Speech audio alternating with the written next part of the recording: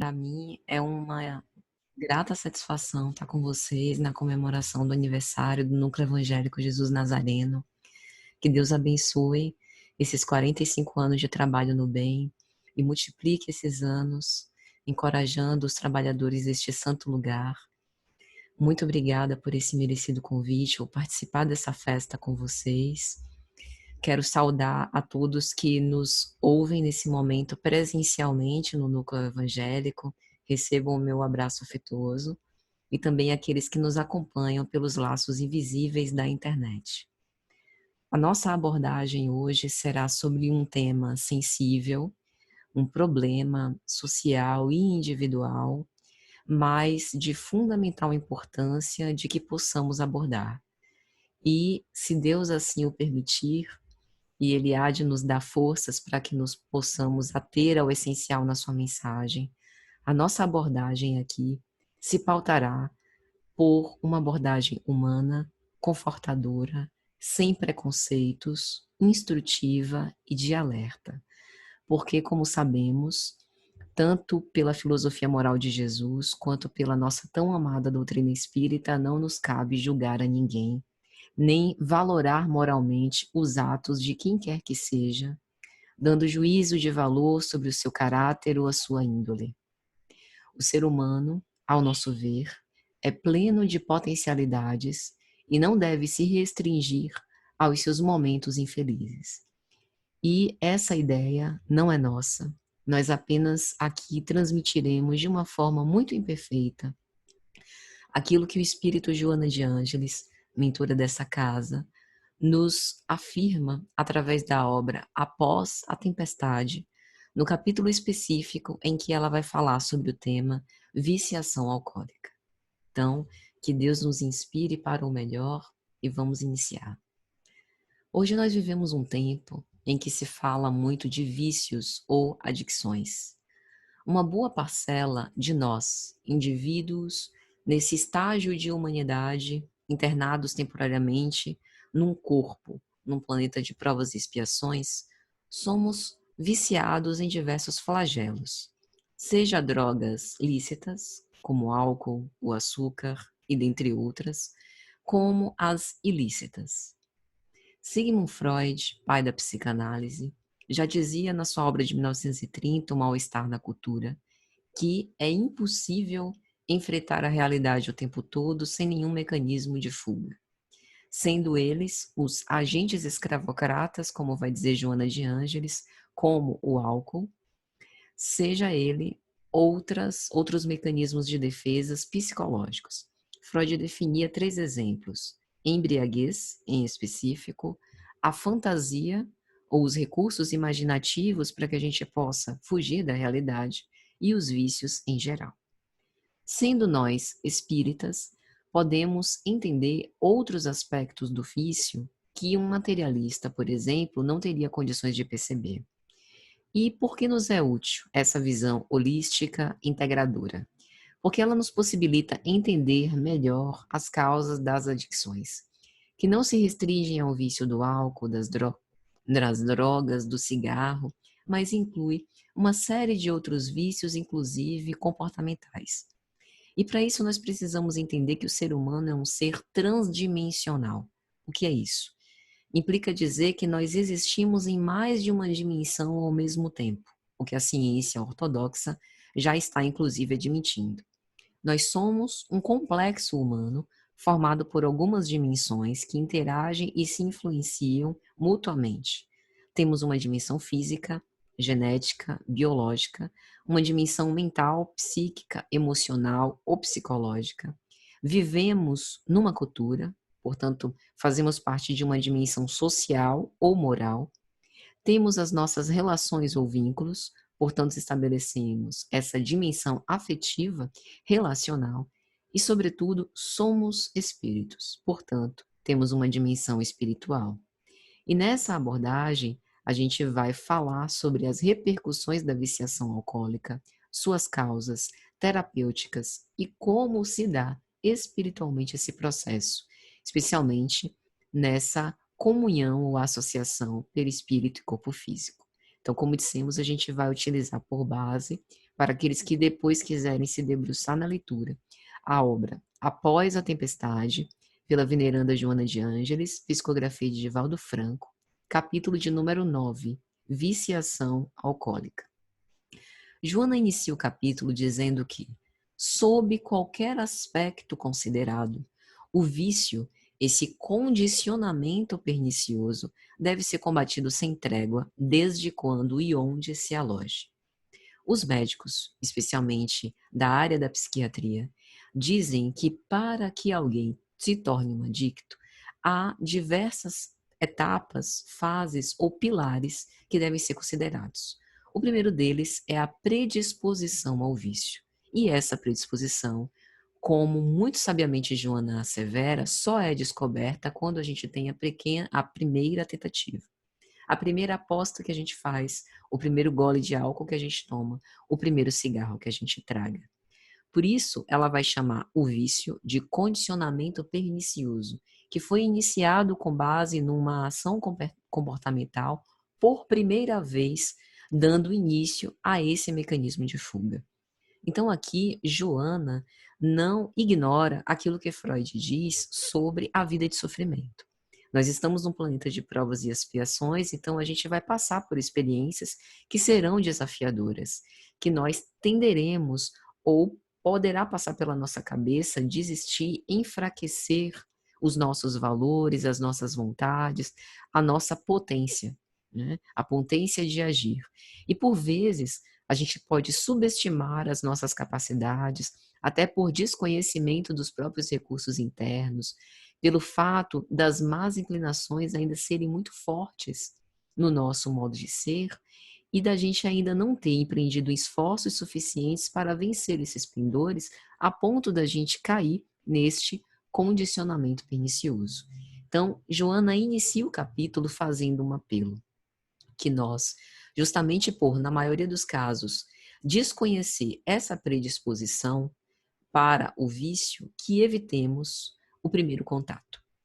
O segundo ponto, que diz também sobre o adicto, é o potencial viciante da droga. E a gente sabe que o álcool, até pelo apelo cultural, está em todos os lugares. A gente vê propagandas de TV e de internet com pessoas bonitas demonstrando vender saúde que pousam do lado de bebidas. E esse incentivo se dá não apenas para aqueles indivíduos em fase adulta, que normalmente já têm um estado de consciência um pouco mais maduro para saber discernir o bem do mal e o que querem para as suas vidas, mas sobretudo um apelo para a infância, pasmem, e adolescência, de iniciação alcoólica por conta desses efeitos desinibidor que o álcool produz, né? Aquela alegria por uma espontaneidade induzida por conta dessa influência química no cérebro. Então, esse é o segundo ponto, o fato do ambiente cultural e do potencial viciante da droga, justamente por não ser considerada ilícita e estar em todos os meios. Então, para que o ser diga não, precisa vencer muitas barreiras e, de fato, utilizar essa potência da alma que é a vontade. Um terceiro aspecto que a gente poderia considerar é o individual, da compleição psicológica, como vai dizer a psiquiatria, e que nós poderíamos adicionar com os nossos conhecimentos espíritas, como o ser espiritual é herdeiro de si mesmo, a gente já traz esses pendores, essas tendências que dormem no nosso íntimo e podem ser despertadas por uma situação ou por uma ação nossa. Então, considerando esses três pilares, a gente vê o quanto que a vigilância, as escolhas de outras fontes de prazer que possam ser mais renovadoras, edificantes, e a nossa atenção para esses convites de sedução e apelo às sensações que a gente tem no nosso mundo, quanto que a gente deve ficar atento a tudo isso, com o objetivo de evitar esse condicionamento. Ela prossegue dizendo: surge confeição de hábito social. É aquilo que se diz sobre beber socialmente. Divaldo, inclusive, tem um vídeo muito famoso na internet em que ele vai falar sobre isso, né? Sobre uma crítica a esse beber socialmente.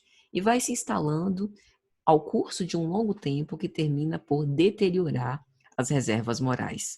Olha o cuidado que Joana tem para explicar esse processo difícil que muitas vezes colabora para a desestruturação não apenas do ser, mas da própria família, dos próprios vínculos que ele tem, e que acaba fazendo com que os seus valores, o seu caráter seja posto de lado.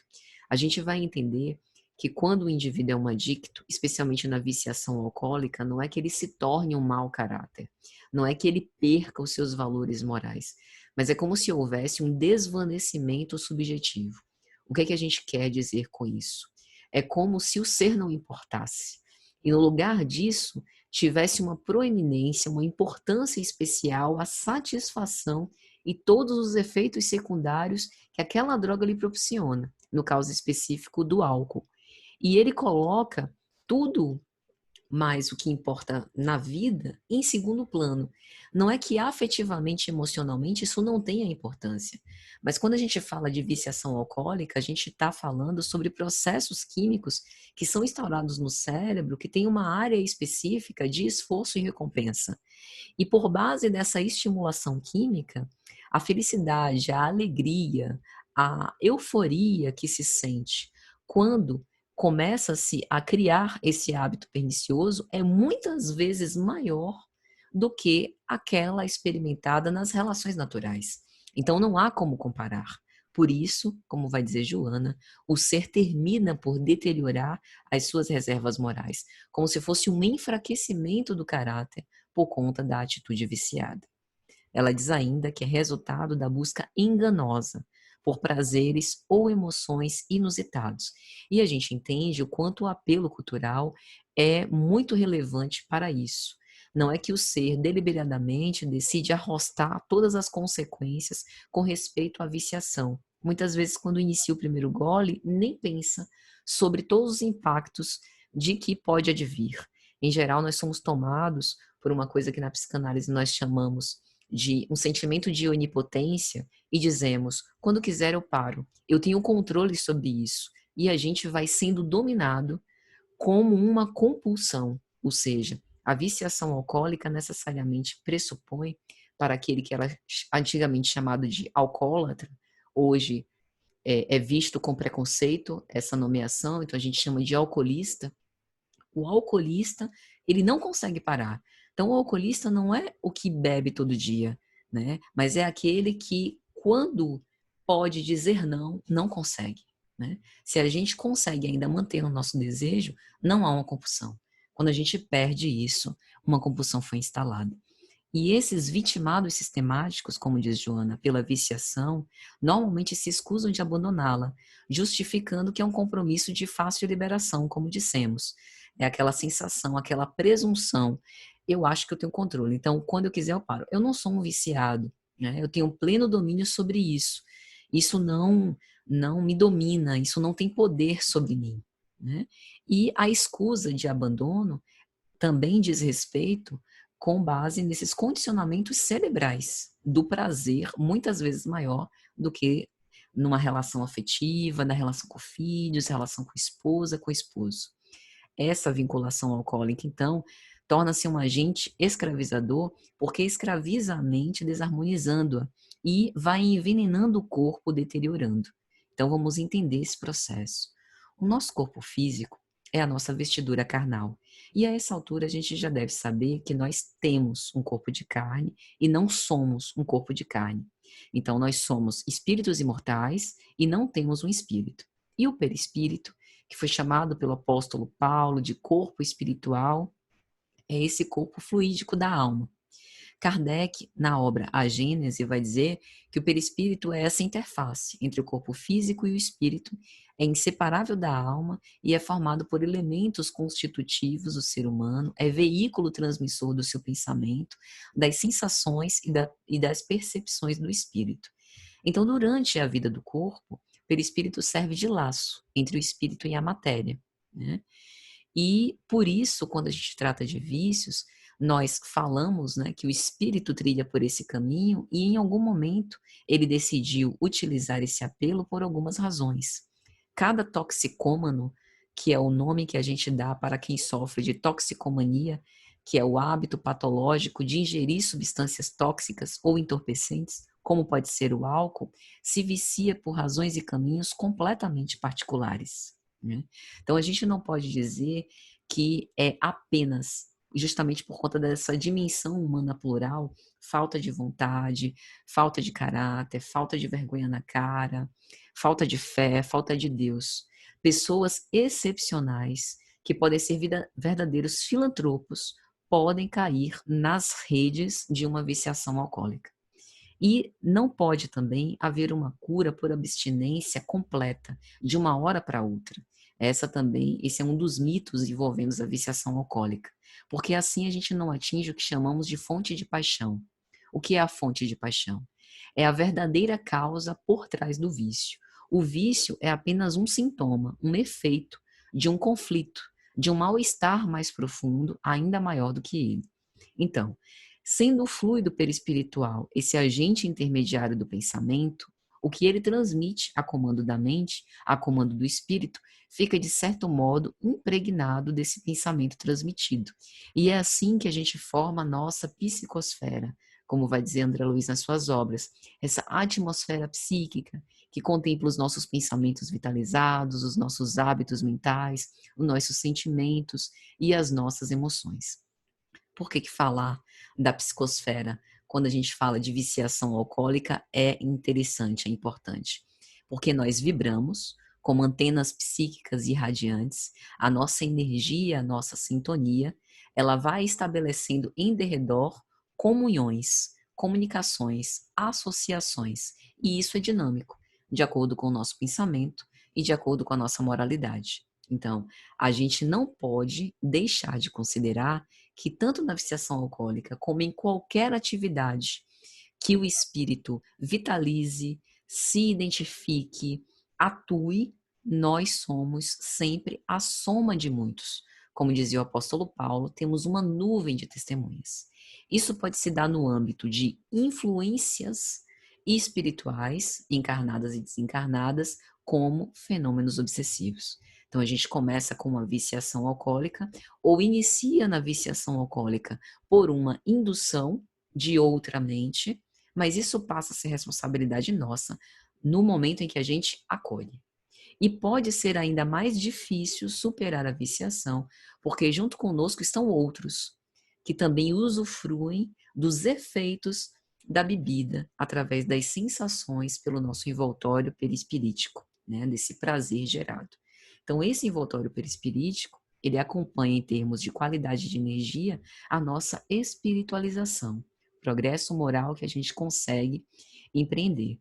E esse progresso também diz respeito, também está relacionado com respeito à superação dos vícios ou superação das más paixões.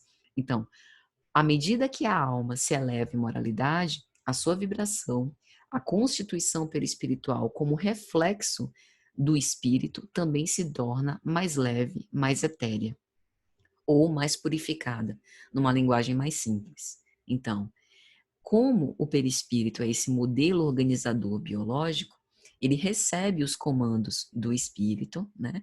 E o espírito vai plasmando as configurações basilares relacionadas à sua moralidade no perispírito. E, por sua vez, o perispírito plasma no corpo, imprime nele predisposições de doenças, pendores, compleições psicológicas, vícios, organizando ou desorganizando o aparato fisiológico de acordo com as necessidades da reencarnação e da moralidade do espírito que anima o corpo, né? Então, como a gente tem lá em A Gênese, no capítulo 14 de Os Fluidos, Kardec vai dizer que o perispírito, né, ou corpo fluídico dos espíritos, vai criando imagens fluídicas através do pensamento, refletido nesse envoltório como se fosse um espelho.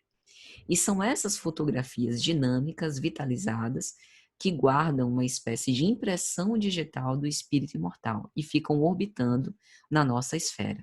Ou seja, quando estamos encarnados, temos um corpo biológico na dimensão física, o corpo é temporário, mas o perispírito sempre acompanha, associado ao espírito, e conforme nós evoluímos, ele também vai se modificando, né? Nós somos impressionados na experiência física através das sensações desse corpo biológico. Quando estamos desencarnados, o corpo físico não existe.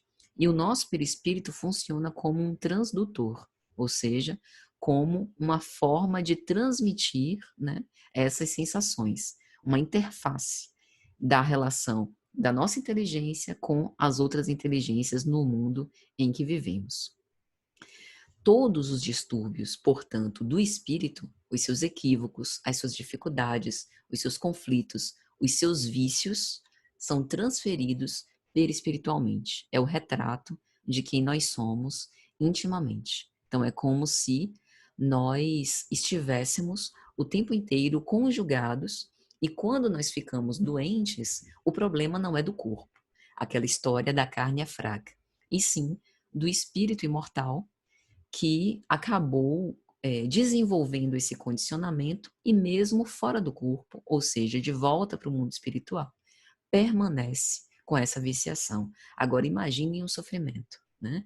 Permanecer no mundo espiritual sob essa viciação, talvez induzindo, intuindo, influenciando outras mentes encarnadas para que bebam a fim de ter aquelas sensações que já não podem fruir porque não tem mais um instrumento físico. Então, sem nos dar conta, a gente acaba sendo influenciável, não apenas pelos nossos próprios pendores, mas por tudo que acontece ao nosso redor. Mas o espírito imortal é sempre prevalecente. É quem dá comandos às células, enquanto nós estamos encarnados, através dos sentimentos e das ideias que expressamos, emanamos e vibramos. E esses sentimentos e ideias vão mobilizando o perispírito, criando pensamento que impacta diretamente nas células. No livro Mecanismos da Mediunidade, pelo espírito André Luiz, psicografia de Chico Xavier, ele vai dizer que o pensamento é composto de matéria cuja estrutura e leis de formação ainda desconhecemos do ponto de vista científico. E ele vai dizer que, como um alicerce vivo, todas as realizações nos planos físico e extrafísico sempre vamos encontrar o pensamento por agente essencial. Ele compõe esse mar de energia sutil em que todos nos achamos submersos e no qual nós surpreendemos elementos que vão transcendendo o sistema de elementos químicos que nós conhecemos no mundo. Ou seja, aquilo que nós eventualmente pensamos, não temos controle sobre não pensar, mas nós temos não apenas controle, mas compromisso e responsabilidade naquilo que nós vitalizamos. Então, esses pensamentos viciantes, perniciosos, sedutores, quando ocorrem à nossa mente, a gente pode utilizar a nossa consciência para renovar os nossos hábitos mentais, e isso pode nos ajudar a sair ou vencer nos primeiros passos, nas suas primícias, esses condicionamentos perniciosos antes que o vício se instale. É por isso que a gente está falando do poder do pensamento. Na viciação alcoólica, há uma espécie de busca pelo desvanecimento, pelo desaparecimento, pelo apagamento do sujeito. Porque, em geral, eu estou enfrentando dificuldades, problemas de difícil resolução, em que muitas vezes eu acho que não há saídas para mim, né? Eu me sinto encurralada, sem ter aonde pedir ajuda, como se eu estivesse me enrolando num novelo infinito, e para que eu tenha uma sensação de alívio, para que eu possa diminuir as pressões sobre mim e as minhas tensões, é como se eu me ausentasse de mim. E uma forma de me ausentar desse jeito, sem necessariamente me ausentar da vida, é fazer com que eu não deseje mais. É como se eu pedisse uma pausa da minha própria consciência, tentando me alertar sobre os caminhos que eu devo seguir, mas que eu tenho resistência de enfrentar. Porque às vezes o sofrimento pelo qual a gente passa, para o sujeito, lhe é insuportável. Então, conflituosos, divididos que somos, nesses momentos críticos, em geral, buscamos um prazer, uma satisfação, um relaxamento. E no momento desse êxtase que a gente tem, como por exemplo a viciação alcoólica, a gente deseja apagar a própria subjetividade. Ou seja, eu não quero pensar em nada, eu só quero usufruir. E o álcool tem uma tendência quase fazendo com que a gente entre no loop infinito, que quanto mais a gente consome o álcool, mais os seus efeitos relaxantes, desinibidores vão tomando proporções imponderáveis, a ponto de realmente a gente perder o controle sobre isso. Então, veja que círculo vicioso. Quanto maior a angústia sucedente, porque o efeito do álcool vai passar em algum momento, maior o imperativo de eu recorrer de novo àquela droga que eu escolhi para compensar a dor que me causa a sua falta. Porque depois que eu, por exemplo, consumo uma quantidade de álcool, que eu fico inebriada e isso passa, além da conhecida ressaca, possibilidade de desidratação, dor de cabeça e outros inconvenientes físicos, eu continuo com o meu problema que eu tinha antes, não resolvido, ou com o meu conflito existencial, ou com minha depressão, ou com meu dissabor, ou com minha raiva, qualquer motivo, adicionado pelos efeitos fisiológicos que a droga me causou daquela ingestão, isso ainda considerando que não há uma compulsão, não há uma viciação de longo prazo. E além disso, eu também tenho o efeito psicológico dessa química no cérebro, porque o vício traz, essa ingestão que mais tarde se torna vício, traz uma falsa sensação de amparo, como se eu estivesse quase que sendo acolhida e empaticamente escutada pelo álcool, como se eu estivesse pertencendo a um lugar em que não funcionam as pressões e eu consigo me sentir mais eu mesma. Mas todas essas impressões são falseadas, porque a droga vai aniquilando aos poucos a subjetividade do sujeito, roubando a nossa liberdade. Liberdade é eu poder dizer sim ou não, mandando no meu desejo. E a droga chega no ponto que ela rouba isso da gente. É ela que manda no nosso desejo. Então ela vira um objeto de satisfação e não de desejo. Porque o meu desejo só existe quando eu posso afirmar ou opinar ou dizer sobre ele. A droga passa a ser uma ponte entre o prazer e a necessidade. E aí, esse condicionamento, tanto químico no cérebro quanto psicológico, passa a se tornar de fato pernicioso, em relação ao qual fica difícil da gente lidar. Então, nesse momento, não dá para responder quem sou eu ou o que me falta. A droga passa a ser, como por exemplo o álcool, a resposta para todas as perguntas. E o sujeito fica em busca, uma busca ansiosa, unicamente dessa satisfação, ilusória, transitória, porém, que para ele, naquele momento, é a resposta para os seus problemas. Então, Joana vai esclarecer que não fossem tão graves por si só os danos sociais que da viciação alcoólica decorrem, em impor, combina também em impor aos trágicos autocídios, por, tanto de forma direta como indireta, autocídio ou suicídio. Por conta dessa porta, esses enfermos da alma acabam buscando essas soluções que não se resolvem para problemas que criam para si mesmos. Então, quando não acontece a queda espetacular pelo suicídio, né, tem até um filme recente em que abordou isso, o filme Druk, que um dos personagens morre embriagado, afogado no mar, por ir para o mar depois de viciar-se alcoolicamente. Pode pegar um carro e se envolver num acidente de trânsito, né? Mas na verdade não foi um acidente, porque dirigindo embriagado assumiu o risco de acidentar outra pessoa ou de se envolver nesse risco de morte, né? Pode, enfim, se debruçar num lugar alto e simplesmente se desequilibrar e cair. Quando não há essa essa forma trágica de terminar a vida, isso acaba sendo um processo indireto, porque o álcool no organismo gera uma sobrecarga destrutiva na tecelagem, tanto das tessituras, né, do perispírito, que também tem a sua influência, o seu depauperamento, quanto do corpo físico, né? Quantas doenças são desenvolvidas por conta da viciação alcoólica, atingindo principalmente fígado e rins. Então, o alcoolista, ele não é necessariamente aquele que bebe todo dia. É aquele cujo consumo de álcool se torna incontrolável, devido a essa dependência física e emocional, cujo consumo crônico lhe traz mais repercussões negativas do que positivas, sejam elas orgânicas, psicológicas ou sociais. Então, quando a gente passa a não ter esse controle. O nosso cérebro, ele é um órgão interpretativo. Ele tem as células mais evoluídas do nosso corpo, justamente com o objetivo de nos relacionar com o meio e com as outras pessoas. E o sistema nervoso tem a função de perceber o que ocorre ao nosso redor, interpretar e dar uma resposta. São as três funções principais do cérebro. Só decidimos se o estímulo vem do meio, se ele dará uma resposta positiva ou negativa pela experiência. Então, o cérebro traz algumas informações que vêm da evolução, que é do nosso instinto, só que no ser humano, além do instinto, a gente tem inteligência.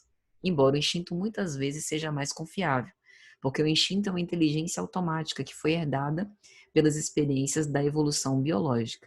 Mas o ser humano, com sua capacidade de raciocínio, pode escolher, pela vontade, subjugar-se a esses instintos, né?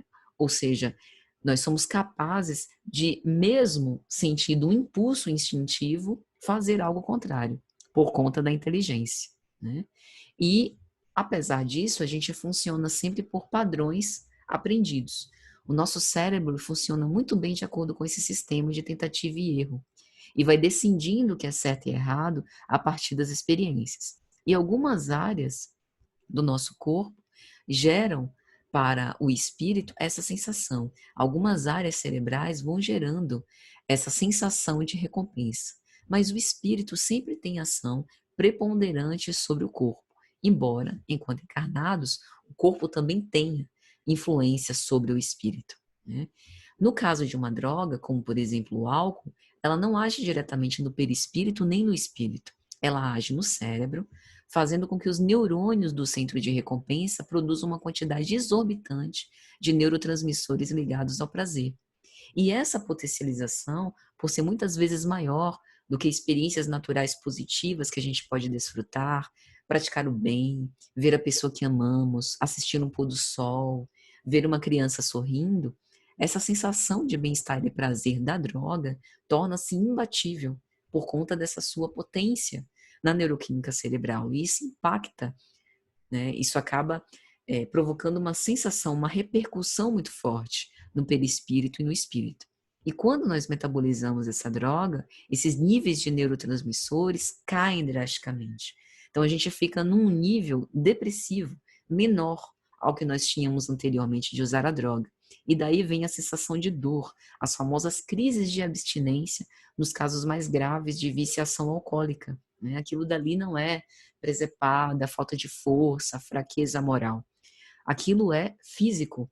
Quanto maior a frequência de utilização, maior o nível, por exemplo, de serotonina no cérebro, para garantir que a gente vai se sentir bem e obter o prazer.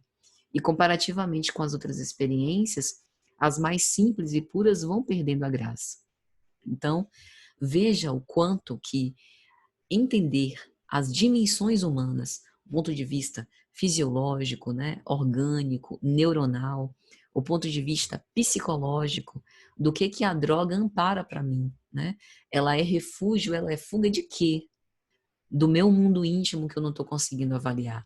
O ponto de vista cultural e social, afetivo das relações que a gente estabelece e, sobretudo, espiritual, entender todas essas dimensões e atuar nelas é o que vai viabilizar um tratamento eficaz, né, para que a gente possa tentar vencer isso, né? A cura, ela de fato precisa vir de dentro para fora. E para ela, a gente precisa fazer uso e recorrer a todos os recursos que a gente tem disponíveis. Recursos médicos, psicológicos, terapêuticos espirituais, né, como a gente citou en passant, essa questão dos fenômenos obsessivos. Todos os recursos que a gente puder, porque o grande problema de funcionar de dentro para fora é que primeiro a gente precisa passar por uma fase muito difícil, talvez a mais dolorosa da viciação alcoólica, nessa tentativa de superação, que é aceitar. Aceitar que eu me permiti, né, iniciar nesse condicionamento pernicioso. Aceitar que, não obstante os meus valores, talvez eu tenha cometido atos dos quais eu sou responsável, mas, na verdade, eu gostaria de ter evitado. E aí vem um sentimento de remorso, de arrependimento muito grande. né? Muitas vezes, os efeitos são desastrosos no ponto de vista social e familiar. É um divórcio inesperado, é um afastamento de pessoas que são muito especiais para a nossa vida, né? É a morte de alguém, enfim, diversas circunstâncias de desagregação em relação aos quais a gente também precisa se responsabilizar e aceitar que aquela foi uma decisão infeliz, mas que não nos define para sempre, né? É como a gente tem no Antigo Testamento, pelo profeta Ezequiel. Deus não quer a morte do iníquo, quer a morte da iniquidade. Em qualquer momento da nossa marcha, nós podemos reavaliar a nossa conduta e tentar algo diferente. E se imbuídos de uma vontade firme, utilizando todos esses recursos para amparar essas múltiplas dimensões humanas, que essas múltiplas dimensões do complexo humano, que a gente já falou, a gente consegue. Então, esse mecanismo que a gente abordou, biológico da formação do vício, passa para a gente a gravidade do tema, né? E o quanto que é importante que a gente aceite se ver como um enfermo da alma, um enfermo físico. E o quanto que a gente precisa se abrir a esse tratamento, se abrir ao auxílio. Porque muitas vezes, mesmo em estágios bastante avançados da viciação, a gente não aceita ser tratado. Não acha que a gente mereça uma segunda chance, até por conta do estrago que a gente viu acontecer na nossa vida e na vida de outras pessoas. Mas cada vida importa. Cada vida tem o seu excelente valor.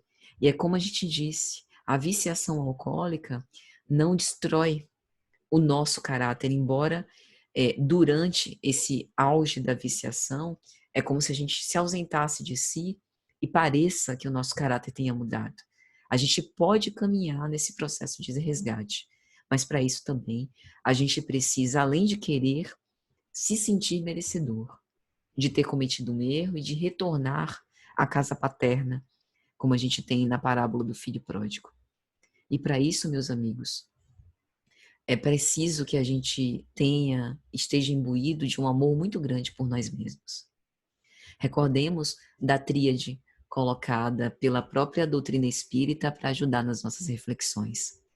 O amor a Deus acima de todas as coisas e o amor ao próximo como a si mesmo. Assim como a gente tomou uma decisão malograda, de que nos arrependemos profundamente, a gente hoje, nesse tempo presente, também pode tomar uma decisão com o objetivo de modificar essa conduta que a gente teve reprochável até então. A gente pode desenvolver novos hábitos mentais, ir fazendo esse tratamento paulatino para vencer essa viciação, passar a valorizar, muitas vezes é utilizada a terapêutica, inclusive em grupo, valorizar esses momentos em grupo, voltar a buscar satisfação em atividades criativas, porque é justamente esse encontro com o outro que vai nos resgatar essa fonte de prazer que droga alguma poderá suplantar ou substituir. E mais que isso, recordar que a evangelioterapia é sempre a psicoterapia de excelência. A prática do bem e da caridade pode mostrar para nós esse caminho do qual a gente se perdeu de nós mesmos. Resgatar essa alegria pura e essencial de dar significado à nossa vida, o que droga alguma consegue fazer. Então é mais ou menos isso. Espero que tenha cumprido com aquilo que falei no início, de ter sido uma abordagem humana, sensível, sem preconceitos e, sobretudo, para dar esperança a quem está nessa situação. Um grande abraço a todos e muita paz.